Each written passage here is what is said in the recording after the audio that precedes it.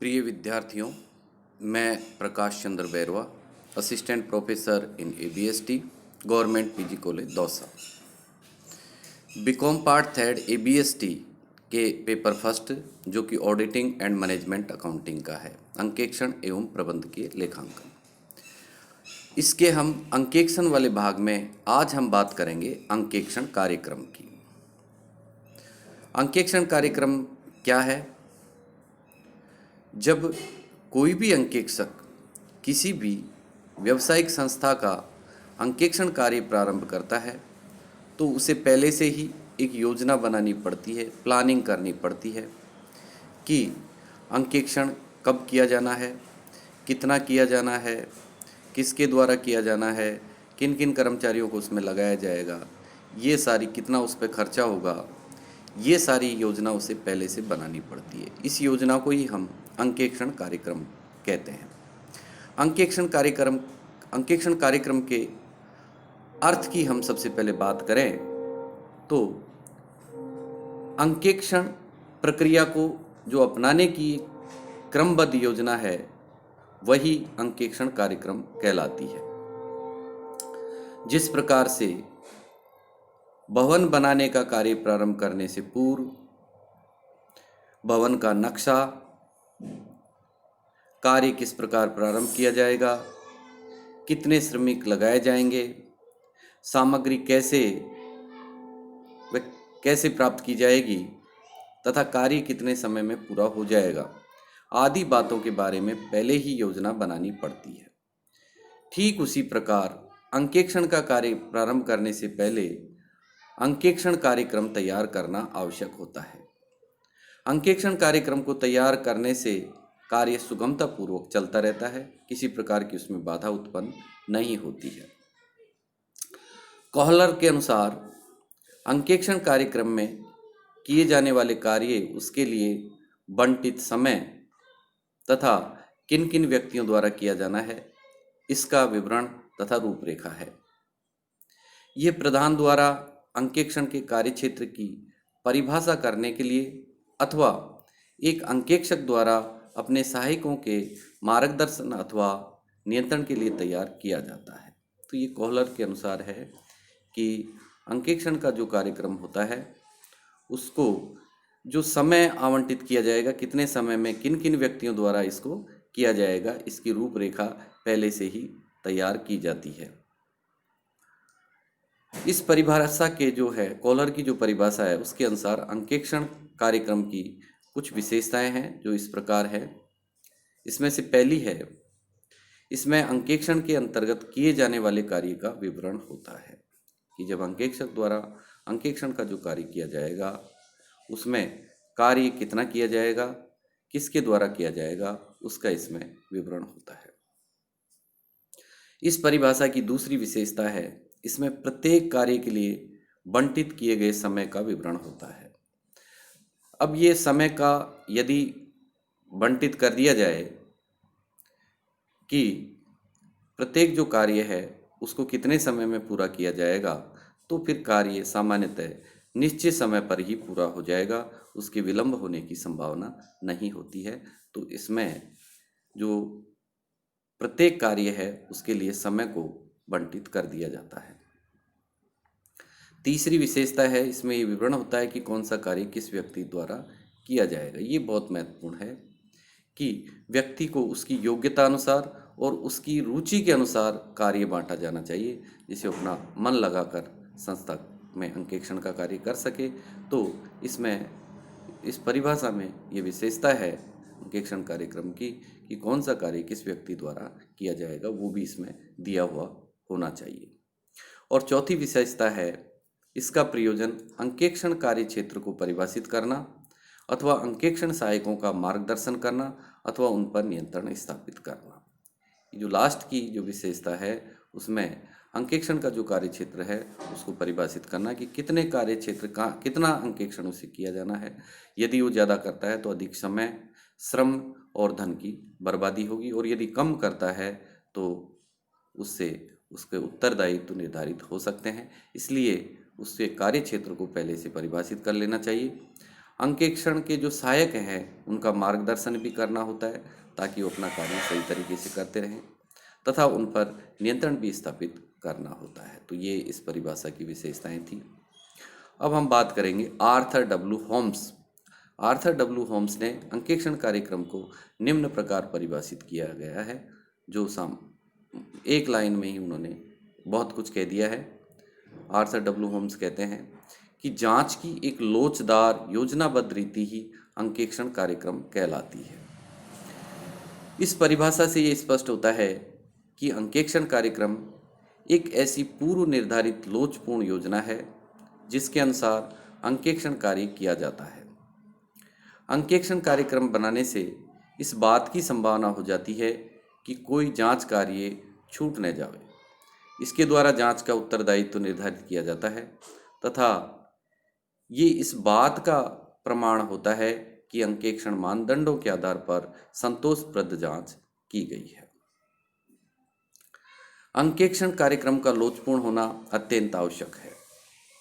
लोच से तात्पर्य है कि अंकेक्षण करते समय ज्ञात होने वाली नई परिस्थितियों के अनुरूप अंकेक्षण कार्यक्रम को ढालना, कि उसे अंकेक्षण का जो कार्यक्रम है उसको इस प्रकार तैयार किया जाना चाहिए कि यदि कोई नई परिस्थितियां ज्ञात होती है तो उसके अनुसार उसे बढ़ाया जा सके और उसे कम भी किया जा सके। उसमें लोचशीलता का होना अति आवश्यक है। लोच इसलिए अनिवार्य है क्योंकि आने वाली समस्त परिस्थितियों का पूर्वानुमान लगाना संभव नहीं होता है, क्योंकि भविष्य अनिश्चित होता है। भविष्य में कोई भी परिस्थिति उत्पन्न हो सकती है और उस परिस्थिति के अनुसार ही अंकेक्षण कार्यक्रम में भी परिवर्तन किया जा सकता है। तो यदि कार्यक्रम लोचपूर्ण है तो उसमें आवश्यकता अनुसार परिवर्तन किए जा सकते हैं, उसमें कमी की जा सकती है और उसे बढ़ाया भी जा सकता है। इस प्रकार संक्षेप में हम ये कह सकते हैं कि अंकेक्षण कार्यक्रम अंकेक्षण मानदंडों के आधार पर तैयार की गई ऐसी लोचपूर्ण जांच योजना है जो ये निर्धारित करती है कि कौन सा जांच कार्य किस व्यक्ति द्वारा और कितने समय में किस प्रकार किया जाएगा। इस बात की पहले से ये तैयारी होती है, पहले से योजना होती है, ये प्लानिंग होती है कि जो कार्य है वो पहले से निर्धारित है, कौन सा कार्य किस व्यक्ति द्वारा किया जाएगा और उसे कितने समय में पूरा कर लिया जाएगा। अब हम बात करेंगे अंकेक्षण कार्यक्रम के उद्देश्यों की। अंकेक्षण कार्यक्रम बनाने के कई उद्देश्य होते हैं, लेकिन अंतर्राष्ट्रीय अंकेक्षण व्यवहार समिति ने निम्नलिखित उद्देश्यों की तरफ ध्यान आकर्षित किया है, जिसमें से पहला है ग्राहक की लेखा प्रणाली नीतियां तथा आंतरिक नियंत्रण प्रविधियों के संबंध में जानकारी प्राप्त करना। दूसरा उद्देश्य है ये निर्धारित करना कि आंतरिक नियंत्रण पर किस सीमा तक निर्भर रहा जा सकता है, यानी उस संस्था में यदि आंतरिक नियंत्रण की प्रणाली अपनाई हुई है तो उस पर कितना निर्भर रहा जा सकता है, ये इसका एक उद्देश्य है। तीसरा है जो अंकेक्षण प्रविधियां अपनाई है उनका स्वभाव, समय तथा सीमा निर्धारित करना भी इसका उद्देश्य होता है। और चौथा उद्देश्य है संपूर्ण कार्य को समन्वित करना, जो सारा कार्य है उसको एक साथ इकट्ठा करना, यानी कि समन्वय बिठाना, उसमें समन्वित करना है। तो ये थे अंकेक्षण कार्यक्रम के उद्देश्य। अब हम बात करेंगे अंकेक्षण कार्यक्रम की रचना की। लेखों के प्रत्येक पहलू के संबंध में छपे हुए अंकेक्षण कार्यक्रम भी बाजार में मिलते हैं, लेकिन किन्हीं भी दो व्यावसायिक संस्थाओं की परिस्थितियां एक समान नहीं होती है। अतः अंकेक्षक को अपने नियोक्ता के व्यवसाय की परिस्थितियों को ध्यान में रखते हुए उसके अनुरूप ही अंकेक्षण कार्यक्रम की रचना करनी चाहिए। बाजार में उपलब्ध छपे हुए कार्यक्रम को आधार बनाया जा सकता है, लेकिन इसको ज्यों का त्यों नहीं अपनाया जाना चाहिए। बहुत ही महत्वपूर्ण बात है, क्योंकि बाजार में आजकल रेडीमेड सब कुछ मिलता है, अंकेक्षण कार्यक्रम भी तैयार मिलते हैं, लेकिन उसे नहीं अपनाना चाहिए। उसको आधार बना लेना चाहिए, उसकी सहायता ले लेनी चाहिए, क्योंकि प्रत्येक जो व्यावसायिक संस्था है उसकी परिस्थितियां अलग अलग होती हैं। तो अंकेक्षक जिस संस्था का अंकेक्षण कार्यक्रम कर रहा है उसकी परिस्थितियों को ध्यान में रखते हुए उसके अनुसार ही अपने अंकेक्षण कार्यक्रम को तैयार करना चाहिए, बनाना चाहिए। ये उसके लिए बहुत ही फायदेमंद रहेगा, सुविधाजनक रहेगा। अंकेक्षण कार्यक्रम की जो रचना है उसमें प्रमुख रूप से ये निर्धारित किया जाता है कि अंकेक्षण स्टाफ में से कौन व्यक्ति किस कार्य को कितने समय में और किस विधि से पूरा करेगा। ये रचना इस प्रकार से की जानी चाहिए कि स्टाफ का कार्य का भार लगभग बराबर बंट जाए, व्यक्तियों को उनकी रुचि के अनुसार कार्य मिले, निर्धारित समय तक कार्य पूरा हो सके और कार्य के प्रत्येक भाग का निश्चित व्यक्ति पर उत्तरदायित्व डाला जा सके। एक उत्तम अंकेक्षण कार्यक्रम के लिए आवश्यक है कि उसकी रचना करते समय निम्नलिखित बातों का ध्यान रखा जाना चाहिए। तो जो एक अच्छा अंकेक्षण कार्यक्रम है उसकी रचना करने से पहले कुछ विशेष बातें हैं, उनका अंकेक्षक को ध्यान रखना चाहिए। और इन बातों में से पहला है स्पष्टता में हम बात करते हैं कि अंकेक्षण कार्यक्रम बहुत स्पष्ट होना चाहिए। इसके द्वारा अंकेक्षक को अपने स्टाफ को उस व्यवसाय विशेष के संबंध में समस्त सूचनाएं दे देनी चाहिए जो अंकेक्षण कार्य के लिए थोड़ा बहुत भी महत्व रखता हो। उसे वे स्थान भी बताने चाहिए जहां त्रुटियां एवं गबन की संभावनाएं अधिक हो सकती हैं। तो ये सब बहुत ही स्पष्ट होना चाहिए। दूसरा जो है इस बात का ध्यान रखा जाना चाहिए वो है विभागों में बंटवारा। अंकेक्षण कार्यक्रम लेखे के विभिन्न पहलुओं के अनुसार विभिन्न भागों में बटा होना चाहिए।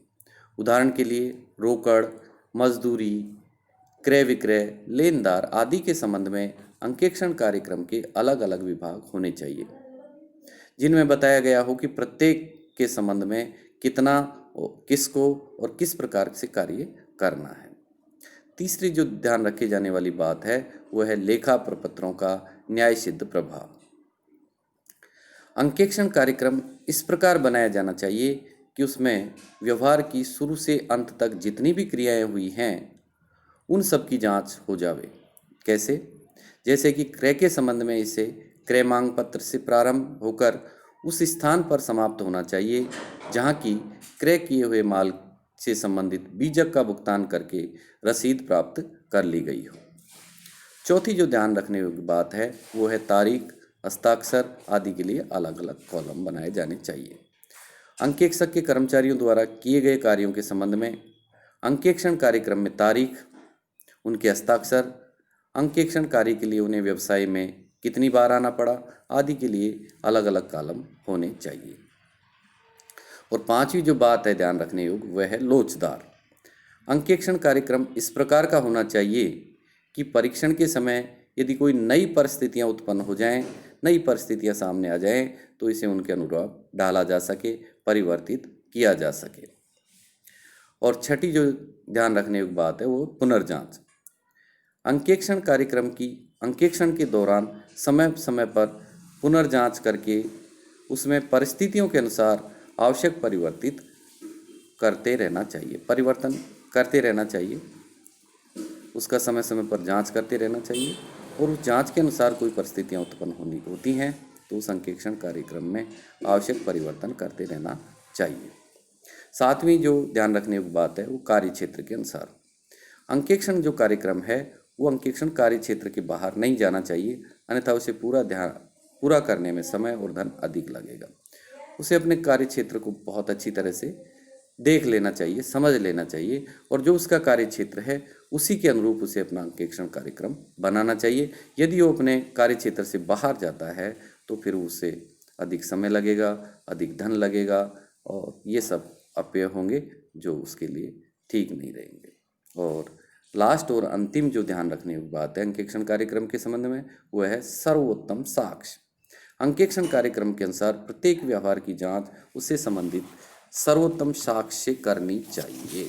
जो जांच के लिए जो एविडेंस है, जो साक्ष्य हैं, उनको उसको प्रत्येक के लिए उनकी जांच करनी चाहिए, उसके आधार पर ही जांच करनी चाहिए। तो ये इस प्रकार आज हमने जो बात की अंकेक्षण कार्यक्रम की, अंकेक्षण कार्यक्रम क्या है, उसका अर्थ, अंकेक्षण कार्यक्रम के उद्देश्य और अंकेक्षण कार्यक्रम की रचना, और इस अंकेक्षण कार्यक्रम की रचना में जो कुछ बातें ध्यान रखने योग्य थी उनकी आज हमने चर्चा की। तो आज के लिए ये सभी का धन्यवाद।